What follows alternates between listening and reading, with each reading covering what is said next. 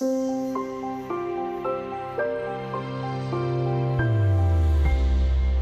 all the behavioural biases that people are prone to, one of the most prevalent is optimism bias. We typically assume that things are going to turn out better than they do, and we overestimate the control that we as individuals have over events.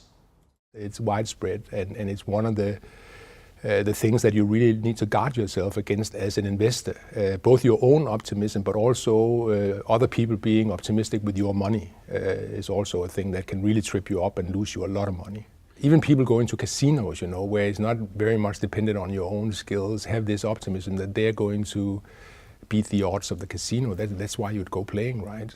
And of course it comes out not to be true. Same in the financial markets. So that's just something we have, and it's actually the hardest thing to learn is not to be optimistic. It's really difficult. It takes actually a lot of time and a lot of experience, and there are very few investors out there who have this cool realism that will make you successful as an investor.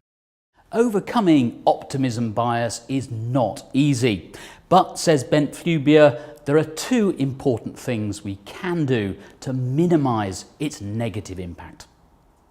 The first thing is to realize that you do have it. You have optimism bias, so we are all biased. So the first thing is to realize I'm biased, and then take it from there.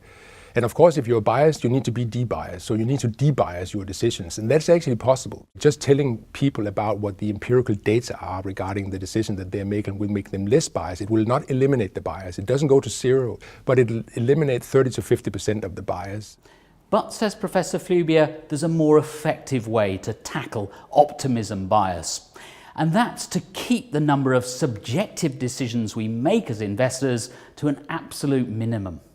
The real secret to getting bias out is not to make subjective decisions.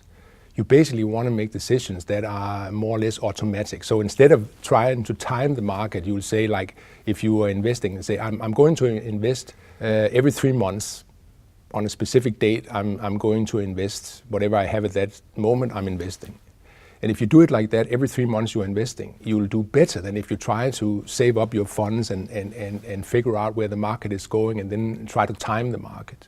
Optimism bias has to have an opportunity to kick in, right? And that's only when we make subjective decisions. That's when it kicks in. So the more you can eliminate those and go on autopilot, so to speak, the better off you will be in making investment decisions.